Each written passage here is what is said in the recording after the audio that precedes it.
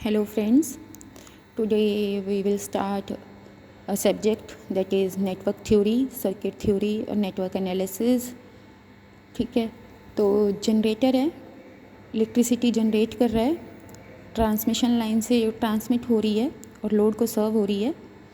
Transmission lines are conductors only and composed of conducting material, aluminium or ACSR, aluminium cored, steel reinforced, that is steel की उसके अंदर core होती है और aluminium उसके बाहर स्ट्रैंड्स होते हैं. वो आपको बाद में मैं दिखा भी दूँगी या बता दूँगी. अभी सिर्फ आप इतना ही करिए क्योंकि हमें इसके एलिमेंट्स पढ़नी है, प्रॉपर्टीज़ पढ़नी है. ठीक है, ट्रांसमिशन लाइंस है, कंडक्टर है. कंडक्टर की एक प्रॉपर्टी है, वो अपने अंदर करंट को फ्लो होने से कुछ टाइम के लिए रोकता है. उसको कहेंगे रेजिस्टेंस. ठीक है, तो रेजिस्टेंस के यूनिट्स हैं ओम्स एंड रेजिस्टेंस का फॉर्मूला है V/I, that is voltage upon current. Ohm's law state करता है when ever a potential difference, the term potential difference is very important कि वोल्टेज नहीं अप्लाई करनी, वोल्टेज डिफरेंस अप्लाई करना है. Applied to a conductor, whenever the voltage difference is applied to a conductor, current flows through it and that current, वो current कितना flow कर रहा है, is directly proportional to amount of potential difference applied, that is I is proportional to V. तो I is proportional to V is our Ohm's law and I is equal to V into 1 by R. ये constant of proportionality को equality में convert करना है, तो इसके लिए हमने 1/r लगा दिया. 1/r is constant of proportionality और we can say v is equal to I R. r और r is equal to v upon I, voltage upon amperes become ohms. Then inductance, conductor के ऊपर हमने number of turns लगा दी तो वो inductor बन गया. और इंडक्टर की प्रॉपर्टी है इंडक्टेंस, दैट इज़ वो अपने अंदर सडन चेंज ऑफ करंट को अलाउ नहीं करती. Sudden change of current, change mathematics में अपन डिफाइन करते हैं बाय डेरिवेटिव बाय डी और capital D. That is it doesn't allow the rate of change of current with respect to time, that is di/dt. I is ampere, t is second और voltage in inductor is equal to V is equal to L into di/dt. L के units हैं Henry. Then capacitor, दो conductors separated by any media become capacitor. Capacitor means dictionary meaning इसका क्या show हो रहा है, capacity.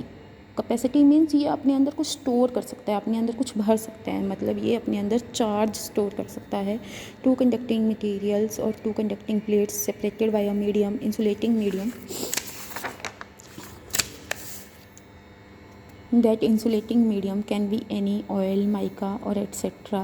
C का mathematical formula है चार्ज अपॉन वोल्टेज, मतलब 1 वोल्ट डिफरेंस जब आप अप्लाइड करते हैं इन टू कंडक्टिंग प्लेट्स को, तो उसमें कितना चार्ज स्टोर होता है वो कैपेसिटर है. और कैपेसिटर के यूनिट हैं 1 फैरेड, मतलब R के यूनिट्स थे ओम, L के यूनिट्स थे हेनरी, C के यूनिट्स थे farad. All three have different units. अब हमने देखा कि इनके तीनों के अलग अलग यूनिट्स हैं, एक ओम है, एक हेनरी है, एक फैरेड है. पर हमने मैथमेटिक्स में पढ़ा है कि कोई सेम यूनिट्स हों किसी क्वांटिटीज़ के, वो तब भी ऐड हो सकती हैं, सब्ट्रैक्ट हो सकती हैं या उन पे कोई मैथमेटिकल ऑपरेशन कर सकते हैं. मतलब इन तीनों के यूनिट्स सेम होने चाहिए एक नेटवर्क में. पर आप तो देखते हैं कि एक R लगा, एक L लगा, एक C लगा. ठीक है, अब इन तीनों को ऐड कैसे करना है, तीनों के यूनिट्स सेम कैसे बनाने हैं, तो हम L और C के यूनिट्स भी बनाएंगे ओम, ताकि ये रेजिस्टेंस में ऐड हो सकें सीरीज सर्किट में. For example take a series circuit consist of R, L and C. ठीक है, then now we will introduce term reactance. Reactance के यूनिट्स हो जाएंगे ओम. तो L के लिए इंडक्टिव रिएक्टेंस, C के लिए कैपेसिटिव रिएक्टेंस. इसका फॉर्मूला क्या होएगा, इसको डिनोट करेंगे एक्स L. इसका फॉर्मूला है omega L, where omega is 2πf.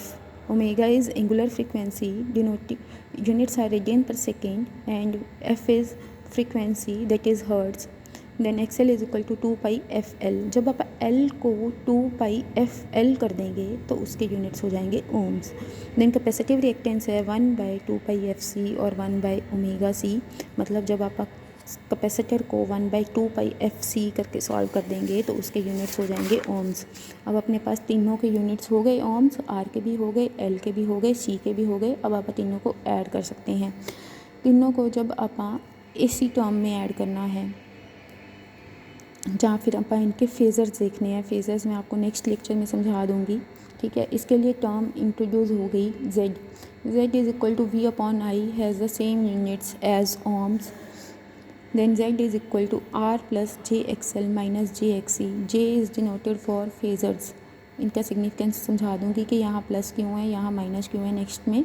Then R plus J वाली टर्म्स कॉमन लिख ली, XL minus XC। Plus J is represented by 90 degree plus 90 degree, minus J is represented by minus 90 degree. Then किसी भी complex number का magnitude क्या होता है, real का स्क्वायर प्लस इमेजिनरी का स्क्वायर अंडर द रूट।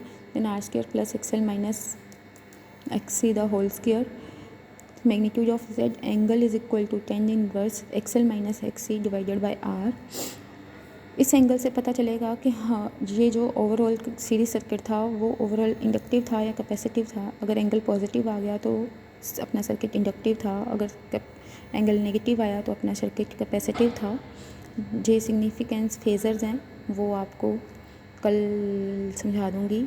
इसके आप नोट्स देख लो कंप्लीटेड का, और अपनी कॉपी में नोट कर लेना। अगर कुछ ना समझ में आए तो मेरे को कमेंट सेक्शन में बता देना। फर्स्ट पेज,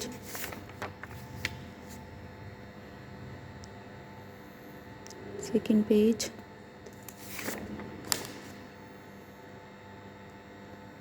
थर्ड पेज,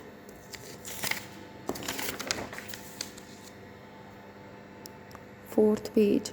अब इसके क्वेश्चंस मैंने आपको बोला है कि 3 से 4 आते हैं, वो मैं बता दूं आपको कौन से क्वेश्चंस आते हैं। एक तो ये आ जाता है, स्पेशल पूछ लेते हैं कि इंडक्टेंस के यूनिट क्या हैं। इंडक्टेंस के यूनिट हेनरी। PSPCL का पेपर हुआ था 2019 में JEE का, उसमें पूछा था इंडक्टेंस के यूनिट। इंडक्टेंस का यूनिट तो हेनरी है, उसमें ऑप्शन था हेनरी और ओम। तो अब इंडक्टेंस के यूनिट हेनरी, पर इंडक्टिव रिएक्टेंस के यूनिट क्या थे, ओम्स थे। तो क्वेश्चन शायद ये आया था कि इंडक्टिव रिएक्टेंस के यूनिट क्या हैं। तो कई स्टूडेंट्स ने, मतलब मैंने खुद देखे थे कईयों के रिव्यूज़, तो उन्होंने हेनरी भरा हुआ था, पर इसके यूनिट्स ओम से। कैपेसिटिव रिएक्टेंस के यूनिट ओम, पर कैपेसिटर के यूनिट फेरेड। ये आ गया। फिर आपको ये तीनों चीज़ें दी होंगी, इसके ओम्स करने होंगे, ये क्वेश्चन आ जाता है। देन सीरीज़ में ये मैग्नीट्यूड और फेज़र निकालना आ जाता है, और ये मोस्टली आ ही जाता है पेपर्स में। अब भी हर बार ये पेपर में होता ही है। Okay friends, thank you.